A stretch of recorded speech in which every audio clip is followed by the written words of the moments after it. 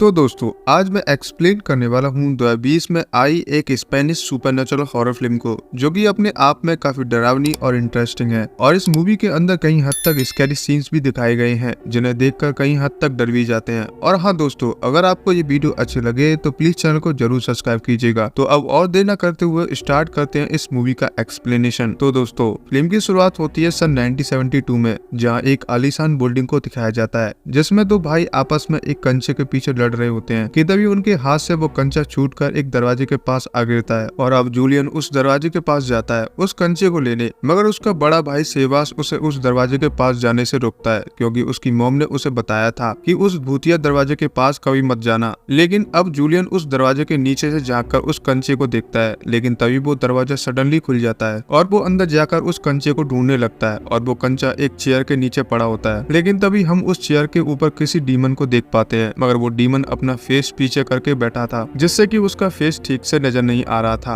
और अब वो बच्चा डरते डरते कंचे को उठाने वाला था कि तभी वो डीमन उसे हॉन्ट करने की कोशिश करता है, लेकिन वो बच्चा उस डीमन से किसी तरह बचकर उस रूम से बाहर निकल आता है और फिर अचानक से वो दरवाजा बंद हो जाता है। खैर इसके बाद कहानी को 4 साल बाद दिखाया जाता है सन 1976 में, और अब वहाँ पर उसी बिल्डिंग में एक फैमिली रहने आई हुई होती है, जिसमें मनोलो और उसकी वाइफ कैंडेला और उनकी बड़ी बेटी एम्पायरो और उसके दोनों भाई पेपे और राइफल, और साथ में उनके ग्रैंडफादर भी आए होते हैं। और अब वहाँ पर उस बिल्डिंग के मालिक की जगह उसका ब्रोकर आता है। अब वो ब्रोकर उनको घर दिखाते कहता है कि सिक्योरिटी अभी छुट्टी पर है, वो अगले हफ्ते वापस आ जाएगी और लिफ्ट का काम अभी चल रहा है। और ये भी कहता है आपका फ्लैट तीसरे माले पर है, जिस पर कैंडेला ब्रोकर से कहती है कि दादाजी तो सीढ़ियों से चढ़ते चढ़ते थक जाएंगे और वो ऊपर से काफी बीमार भी हैं। और इसी बीच हमें पता चलता है कि ये लोग बाहर से यहाँ कुछ काम की तलाश में आए हैं, जिस पर उन्होंने बैंक से कुछ लोन लेकर ये फ्लैट खरीदा है और अब उन्हें उस लोन को चुकाने के लिए काम भी करना पड़ेगा। और अब वो ब्रोकर मनोलो से पूछता है कि आप क्या काम करते हो, जिस पर मनोलो उसे बताती है कि वो फील्ड का काम करता है। खैर अब वो ब्रोकर उस फ्लैट को चाबी से खोल रहा होता है कि तभी उसके हाथ उस फ्लैट को खोलते समय कांप रहे थे। ऐसा लग रहा था कि वहाँ कुछ न कुछ तो गड़बड़ है, इसलिए उन्होंने वो फ्लैट उनको सस्ते दामों पर दे दिया है। और अब वो उस फ्लैट के अंदर चले जाते हैं कि तभी वो उस घर की हालत देखते हैं, काफी ज्यादा खराब थी। और अब वो उस ब्रोकर से पूछते हैं कि ये घर कब से बंद है। वो बताता है कि ये फ्लैट 4 साल से बंद है। लेकिन तभी कैंडेला इस घर के पुराने मालिक के बारे में पूछती है कि उन्होंने ये घर क्यों बेचा। वो ब्रोकर बताता है कि इस घर का मालिक मर गया था, इसलिए ये फ्लैट तब से बंद था। खैर दूसरी तरफ पेपे अपनी सिस्टर एम्पायरो को कुछ लेटर्स देते कहता है कि ये लेटर्स तुम्हारे बीएफ मैटियो ने दिए हैं, जिस पर वो कहती है कि तुमने ये लेटर्स पढ़े तो नहीं। वो कहता है नहीं। और तभी हम एम्पायरो के दादाजी को इशारे करते हुए बिल्डिंग की ओर देख रहे थे। ऐसा लग रहा था उस तीसरे माले की खिड़की पर उन्हें कुछ दिखाई दे रहा था, जो कि उन्हीं को ही महसूस हो रहा था। खैर अब वो फैमिली अपने पूरा सामान घर के अंदर सही से सेट कर देते हैं। और अब हम पेपे को देखते हैं जब वो अपना सामान बैग से निकालकर डेस्क पर रखता है तो उसे बाहर से कोई आवाज सुनाई देती है, जिस पर वो विंडो से बाहर देखता है तो उसे अपने सामने की बिल्डिंग में एक लड़की नजर आती है। लेकिन वो उसे देखने की कोशिश करता है, लेकिन वो लड़की अचानक से गायब हो जाती है। और अब वो एम्पायरो को अपने रूम में देखते हैं, जिसमें वो एक पेपर को देख रही होती है। बेसिकली वो पायलट बनना चाहती थी, क्योंकि उसका सपना था। कि तभी उसकी माँ वहाँ आकर उससे कहती है कि तुम दरवाजा मत लगाया करो, क्योंकि तुम्हारे डैड को ये पसंद नहीं है। जिस पर एम्पायरो अपनी माँ से कहती है वो मेरे पापा नहीं है। है तभी एम्पायरो अपनी अलमारी से पुराने किराएदार के कपड़ों को बाहर फेंकने जा रही थी, लेकिन एम्पायरो को उन कपड़ों में से एक ड्रेस पसंद आने लगती है, जिस पर उसकी माँ कैंडेला से कहती है ये ड्रेस तुम पर काफी अच्छी लगेगी। तो फिर वो उस ड्रेस को अपने पास रख लेती है और बाकी के कपड़ों को बाहर फेंकाती है। तभी उसकी माँ उसे राइफल को नहलाने की बोलती है, और अब एम्पायरो राइफल को नहला धुलाकर कपड़े पहना रही होती है। ये तभी वहाँ रखे राइफल के कपड़े अचानक से गायब हो जाते हैं, और साथ में उसके ग्रैंडफादर भी। एम्पायरो ऐसा देखकर काफी शॉक हो जाती है कि तभी उसे बाथरूम से कुछ आवाज सुनाई देती है, जिस पर वो वहाँ चेक करने जाती है कि तभी वो देखती है कि उसके दादाजी पॉट के ऊपर बैठे हुए थे और राइफल के कपड़े उन्हीं के हाथ में थे। और तभी अचानक से राइफल का दरवाजा बंद हो जाता है, जिस पर एम्पायरो काफी डर जाती है। कि तभी फिर एम्पायरो राइफल को दरवाजा खोलने की कहती है, मगर उस दरवाजे के अंदर से कोई भी आवाज नहीं आती। इसके बाद एम्पायरो दरवाजा के नीचे से झांक कर देखती है कि उसे राइफल एक कोने में काफी डरा हुआ दिखाई देता है, जिससे पता चलता है कि उस रूम के अंदर राइफल के साथ कोई तो है। और अब एम्पायरो उस रूम के अंदर चारों तरफ झांक कर देखती है कि तभी उसे एक डीमन के पैर दिखाई देते हैं, जिस पर वो चिल्लाते हुए मॉम डैड को बुला लेती है। कि तभी उसके फादर उस दरवाजे को तोड़कर अंदर घुसाते हैं कि वो देखते हैं कि राइफल रूम की विंडो के पास में बैठा है, जिससे उन्हें लगता है कि वो नीचे कूदने वाला है। लेकिन उसके फादर जल्दी से जाकर उसे बचा लेते हैं। और इसी बीच उसके फादर एम्पायरो पर काफी गुस्सा करते हैं। दरअसल राइफल की जिम्मेदारी एम्पायरो पर थी। खैर अब शाम को सभी एक साथ डिनर कर रहे होते हैं, जिस पर ये लोग खाना खाने से पहले इस खाने के लिए भगवान से कहते हैं शुक्रिया भगवान भगवान इस खाने के लिए जो आपने हमें खाने के लिए दिया। ऐसे ही हर रोज खाना खाने से पहले भगवान से प्रार्थना करते हैं, लेकिन एम्पायर डिनर नहीं करती, वो वहाँ से ऐसे ही चली जाती है और वो अपने रूम में आकर उन लेटर्स को पढ़ती है जो पेपे ने उसे दिए थे और उन्हें पढ़कर काफी रोने लगती है। और दूसरी तरफ राइफल को उसके दादाजी की सोने वाली मशीन की आवाज से डर लग रहा था, जिससे वो सो नहीं पा रहा था और उसकी माँ आकर उसे सुला देती है। लेकिन कुछ देर बाद राइफल की नींद खुल जाती है और तभी उसे एक दादाजी के पास से लटका हुआ क्रॉस दिखाई देता है, जिस पर वो लाइट ऑन करता है, फिर बंद कर देता है, फिर से चालू करता है, फिर बंद कर देता है और ऐसे करते करते अचानक से उसकी माँ वहाँ आ जाती है और माँ को देखकर वो काफी डर जाता है। लेकिन उसकी माँ उसे ऐसा करने पर काफी डांट लगाती है, जिस पर वो कहता है माँ जादू, एक्चुअली में वो क्रॉस अंधेरे में चमक रहा था, इसलिए उसे ये मैजिक लग रहा था। खैर अगली सुबह पेपे को फिर से विंडो की ओर से आवाज आती है, जिससे वो वहाँ जाकर देखता है कि तभी उसे विंडो की ग्रिलिंग पर एक पेपर दिखाई देता है जिसमें लिखा होता है क्लेरा। एक्चुअली में वो लड़की उसे अपना नाम बता रही थी, जो कि उसका नाम है क्लेरा, और अब पेपे भी उस ग्रिलिंग के जरिए अपना नाम पेपर पर लिखकर उसे भेज देता है। लेकिन वो पेपर रिसीव करती दिखाई नहीं देती। फिर पेपे वहाँ नहीं देखता तो अचानक से वो पेपर ग्रिलिंग के जरिए पेपे की विंडो पर आ जाता है और यहाँ पर शायद उसे देखकर ऐसा लग रहा था वो कोई एंटिटी हो। अब एम्पायर को देखते हैं जो कि राइफल को नाश्ता देकर वहाँ से अपने रूम में आकर फोन डायरी को देखती है और दूसरी तरफ उसके दादाजी को एक एंटिटी आती हुई नजर आती है, जिस पर उसके दादाजी की बॉडी कुछ हलचल सी करने लगती है। खैर वो एम्पायर को एक डायरी के अंदर इस पुराने घर के मालिकिन का नाम और नंबर मिलता है, जो कि होता है 10713 सुसाना। फिर तभी एम्पायर को दरवाजा लगने की आवाज सुनाई देती है, जिस पर वहाँ से उठकर राइफल को देखने जाती है कि वहाँ राइफल तो होता है मगर उसके दादाजी नजर नहीं आ रहे थे। कि तभी एम्पायर राइफल को यहीं रहने को बोलकर बाहर दादाजी को ढूंढने चली जाती है। खैर उसके जाने के बाद अब राइफल के पास एक कंचा चलकर आता है। ये वही कंचा होता है जो फिल्म की शुरुआत में हमें दिखाया गया था और अब राइफल उस कंचे को उठा लेता है कि तभी अचानक से वहाँ की टीवी ऑन हो जाती है और वो टीवी की ओर देखकर एक गाना गाता है। कि तभी उसी टीवी के अंदर से एक डॉल वही गाना गाती है और राइफल ऐसे गाना गाते उसे देखकर काफी डर जाता है। फिर वो डॉल राइफल को अपनी ओर बुलाती है, जिस पर वो डरते हुए एम्पायर को आवाज लगाता है। लेकिन वो डॉल राइफल से टीवी के अंदर से कहती है एम्पायर नहीं आने वाली। कि तभी वो डॉल एक डीमन में बदलकर अपना हाथ आगे करके राइफल को टीवी के अंदर खींच कर ले जाती है और दूसरी तरफ एम्पायर दादाजी को रोकने की कोशिश करती है, जिस पर वो कहती है कि आप कहाँ जा रहे हो। वो बताते हैं कि मैं खेत पर जा रहा हूँ, जिस पर एम्पायर कहती है कि पापा ने वो खेत तो कब के बेच दिए थे, क्योंकि दादाजी को भूलने की बीमारी थी इसलिए वो ऐसा बोल रहे थे। और अब एम्पायर दादाजी को घर चलने की कहती है, जिस पर वो कहते हैं कि वो सब कुछ खत्म कर देगी। कि तभी एम्पायर उनसे पूछती है कि कौन खत्म कर देगी, जिस पर वो बिल्डिंग के थर्ड माले की ओर इशारा करते हुए कहते हैं वो वहाँ पर है और सबको मार डालेगी, क्योंकि हमें अब कहीं हद तक कुछ समझ आने लगा था, क्योंकि वो डीमन अभी तक दादाजी को ही महसूस और दिखाई दे रहा था। और अब एम्पायर घर के अंदर आते ही राइफल को आवाज लगाती है और उसे ढूंढने की कोशिश करती है, लेकिन उसे घर के अंदर वो कहीं नजर नहीं आता। खैर वो उसकी फैमिली पुलिस को इन्फॉर्म करती है, जिस पर वो सब कुछ पुलिस को बताते हैं। लेकिन तभी पुलिस उनसे कहती है कि हमने आपके बच्चे को बहुत ढूंढने की कोशिश करी मगर वो कहीं नहीं मिला, और ये भी कहते हैं अगर मिलता है तो हम आपको इन्फॉर्म कर देंगे। जिस पर राइफल के फादर उनसे कहते हैं अगर तुमसे नहीं हो रहा तो मैं अपने बच्चे को ढूंढ कर लाऊंगा। और अब वो और उसकी बीबी और साथ में पेपे बाहर राइफल को ढूंढने निकल जाते हैं, जहाँ बस घर में एम्पायर और दादाजी रह जाते हैं। और अब एम्पायर को टेलीफोन की रिंग सुनाई देती है, जिस पर वो वहाँ से उठकर फोन को उठा लेती है, जिसके अंदर से राइफल की आवाज आ रही थी। फिर एम्पायर राइफल से शॉक होकर पूछती है कि तुम कहाँ हो, जिस पर वो बताता है पता नहीं मैं कहाँ हूँ, चारों तरफ बस अंधेरा ही अंधेरा है। और एम्पायर उससे ये भी पूछती है कि तुम्हारे पास कौन है, औरत है या आदमी। कि तभी एम्पायर को दूसरी तरफ से राइफल की चीखने की आवाज सुनाई देती है, जिस पर वो वहाँ से भागकर अपने घर के सामने वाले घर के दरवाजे पर आ खड़ी होती है, क्योंकि आवाज उस दरवाजे के अंदर से आ रही थी। कि तभी वहाँ पर एम्पायर की फैमिली आ जाती है, जिस पर मनोलो अपनी बेटी एम्पायर से पूछता है क्या हुआ। वो बताती है इस दरवाजे के अंदर से राइफल की रोने की आवाज आ रही थी। और अब मनोलो उस दरवाजे को तोड़कर अंदर घुसाता है और साथ में पूरी फैमिली भी। और अब सभी राइफल को आवाज लगाने लगते हैं और तभी वहाँ पर उनका नेबर आकर कहता है ये घर तो सालों से बंद पड़ा है, इसके अंदर से उसकी आवाज कहाँ से आ सकती है। यार अब वो अंदर जाकर राइफल को ढूंढने की कोशिश करते हैं। कि तभी उन्हें उस घर के अंदर से एक बच्चे के पैर और साथ में एक औरत के पैर जमीन पर चलते दिखाई देते हैं, जिन्हें देखकर वो अंदर की ओर चले जाते हैं। लेकिन एम्पायर को एक रूम में किसी छोटे बच्चे की शैडो एक पर्दे के पीछे दिखाई देती है, जिस पर वो कहती है राइफल तुम कहाँ हो। मगर कुछ देर बाद वो शैडो काफी बड़ी दिखाई देने लगती है और अब एम्पायर उस पर्दे को उठाने वाली होती है कि वो डीमन उसका हाथ पकड़ लेता है, जिससे वो डर कर चिल्लाने लगता है और अब उसकी फैमिली वहाँ आकर उसको बचाती है। फिर वो सभी वहाँ से अपने फ्लैट में आ जाते हैं। खैर अगले दिन एम्पायर को याद आता है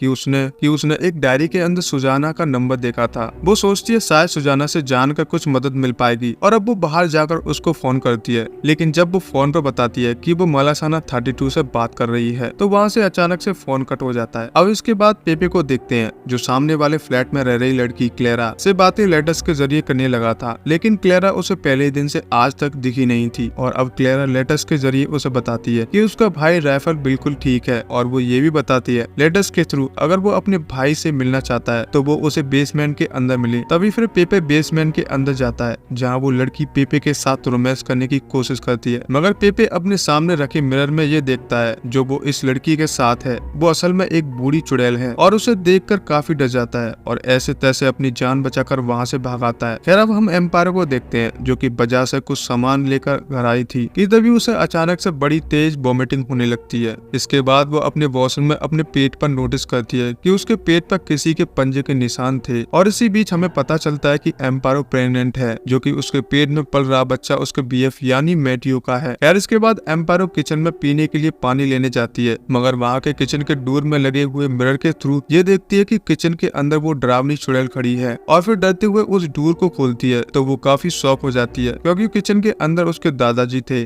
जिनको उस चुड़ैल ने पजस कर लिया था। और तभी एम्पायर डरते हुए किचन के अंदर जाती है, तभी उसके दादाजी राइफल की आवाज में बोलते हुए कहते हैं कि जो लैंडलाइन पर जो कॉल आएगा उसे तुम उठा लेना। और इतना कहते ही उस लैंडलाइन पर कॉल आता है, और अब जाकर एम्पायर फोन को उठा लेती है कि तभी फिर से राइफल की रोते हुए आवाज सुनाई देती है, और वो आवाज फिर से सामने वाले फ्लैट से आ रही थी कि तभी एम्पायर भागकर सामने वाले फ्लैट में चली जाती है जहाँ पर उसे अपने सामने लगी हुई एक बड़ी सी घड़ी दिखाई देती है जिसके अंदर राइफल फंसा हुआ था। और अब एम्पायर उस घड़ी को तोड़कर वहाँ से राइफल को बाहर निकाल कर घर ले आती है, और अब राइफल घर आने के बाद किसी से भी बात नहीं करता उस हादसे की वजह से क्योंकि वो डर गया था। खैर अब रात को राइफल के साथ उसकी माँ कैंडेला सो रही होती है कि तभी उसे घर के कोने में वो चुड़ैल दिखाई देती है जिससे वो काफी डर कर चिल्लाना शुरू कर देती है। और दूसरी तरफ एम्पायर अपने पेट में पल रहे बच्चे से परेशान होकर मरने का सोचती है, और वो चूहे वाले जहर को ग्लास में डालकर पीने को होती है कि तभी लाइट चली जाती है और वो ग्लास खुद ब खुद टूट जाता है। और वह दूसरी तरफ पेपे को बहुत सारे लेटर्स आने लगते हैं और उनमें लिखा होता है कि तुम मेरे हो। खैर अब वहाँ हो रही इन सारी घटनाओं को देखकर वो फैमिली उस घर से भाग जाती है, और अब वो फैमिली एक होटल में जाकर अपनी रात गुजारती है। और अगली सुबह मनोलो और कैंडेला घर को बेचने का लोन के सेटलमेंट के लिए बैंक जाते हैं, लेकिन उन्हें वहाँ ये पता चलता है घर को बेचने के लिए पहले उन्हें लोन चुकाना होगा, लेकिन उनके पास लोन चुकाने के लिए पैसे नहीं थे, इसलिए मजबूरी में उन्हें फिर से उस घर में रहना पड़ेगा। और अब कैंडेला को घर के आने के बाद उसे याद आता है कि वो एक दिन काम के दौरान लोना नाम की स्पेशल चाइल्ड लड़की से मिली थी। वो असल में अपाहिज थी, और वो स्पेशल चाइल्ड इसलिए थी क्योंकि वो स्पीड से बात करने का काम किया करती थी। और अब कैंडेला लोला के घर जाकर उसे आखिरी उम्मीद समझकर उसे मलासाना 32 में लेकर आती है। खैर अब दूसरी तरफ एम्पायर को देखते हैं जो कि उस डायरी वाली सुजाना से मिलने उसके घर पहुंच जाती है, जहाँ पर वो देखती है उसके घर में भी उसी ब्यूटीफुल औरत की तस्वीर लगी हुई थी जो कि उसने अपने घर में देखी थी। यहाँ एम्पायर के कुछ सवाल पूछने पर सुजाना उसे बताती है वो उसकी सिस्टर क्लेरा की फोटो है। और दोस्तों मैं आप लोगों को बता दूं क्लेरा वही लड़की थी पेपे उससे लेटर्स के थ्रू बात किया करता था। जी हाँ दोस्तों, ये वही लड़की है। तो दोस्तों अब यहाँ से पता चलेगी कहानी की असली सच्चाई। अब सुजाना यहाँ पर ये बताती है कि मलासाना 32 के अंदर उन्हें वो डीमन दिखाई देता है, और वो कोई नहीं बल्कि उसकी सिस्टर क्लेरा है। और ये भी बताती है कि क्लेरा असल में एक लड़का था। हाँ दोस्तों, लड़का, लेकिन वो वैसे ही बड़ा होता गया तो उसके अंदर लड़की वाली फीलिंग्स आने लगी थी जिसे क्लेरा के पेरेंट्स और सुजाना एक्सेप्ट नहीं कर पा रहे थे। और एक दिन बेसमेंट में क्लेरा ने एक लड़की के साथ रिश्ता बनाना चाहा तो उसके पेरेंट्स ने ऐसा करते उसे पकड़ लिया क्योंकि वो एक लड़की नहीं लड़का था।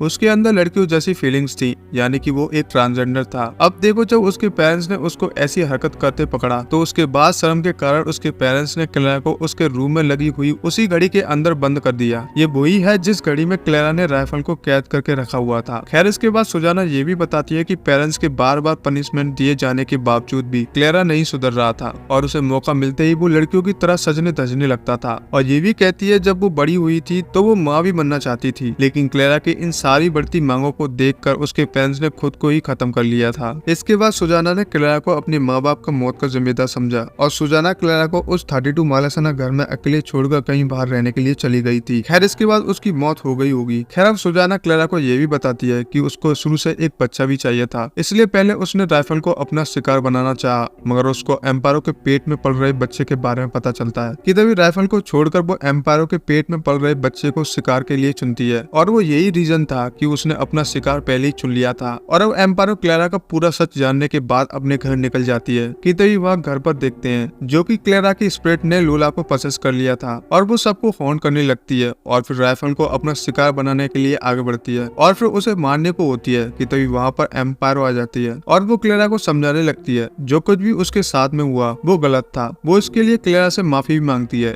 लेकिन क्लेरा काफी गुस्से में होती है। वो उसकी बात नहीं मानती और राइफल को मारने आगे बढ़ती है, लेकिन एम्पायरो एक कांच का टुकड़ा उठाकर अपने बच्चे को मारने को होती है क्योंकि एम्पायरो को पता चल गया था कि उसको मेरा बच्चा चाहिए, इसलिए वो उसका ध्यान भटकाने के लिए ऐसा कर रही थी। और ऐसा करने से क्लेरा कमजोर पड़ने लग जाती है और एम्पायरो से ऐसा करने से मना करती है। लेकिन तभी मनोलो मौका देखकर लोला की बॉडी में मौजूद क्लेरा की स्पिरिट को लेकर विंडो से बाहर कूद जाता है, जिससे मनोलो की मौत हो जाती है। लेकिन लोला मनोलो के ऊपर थी, इसलिए वो बच जाती है और उसकी बॉडी से क्लेरा की आत्मा भी निकल जाती है। खैर इसके बाद कैंडेला को देखते हैं, वो इस घर को छोड़कर जा रही होती है और आप ये सोच रहे होंगे कि ये लोग ऐसे कैसे बिना लोन चुकाए जा रहे हैं। होता यह है कि मनोलो ने अपना हेल्थ इंश्योरेंस कर रखा था, जिसके कारण उनका लोन भी चुक जाता है और वो फिर इस शहर को छोड़कर चले जाते हैं। तो दोस्तों कैसी लगी ये कहानी? अगर अच्छी लगी हो तो प्लीज इस वीडियो को लाइक करके जरूर सब्सक्राइब कीजिएगा। तो फिर मिलते हैं नेक्स्ट वीडियो के साथ। Thank you so much.